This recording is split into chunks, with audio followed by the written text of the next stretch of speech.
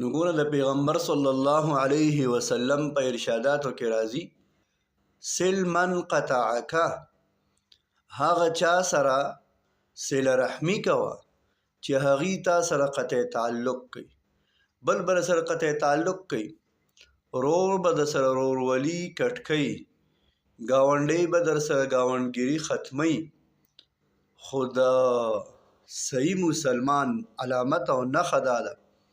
پیغمبر علیه الصلاة والسلام فرمایي چې هغه سره قطع تعلق کوي، ته ورسره چې کوم دی تعلق برابر کړه، چې هغه ستا نه کشر هم دی ته ورله لاړ شه، ته پرې لومبی سلام وکړه، ته ورسره میلاو شه. ځکه پیغمبر علیه الصلاة والسلام بل ځای کې فرمایي چې څوک د الله دپاره ځان ښکته کړي، عاجزي اختیار کړي،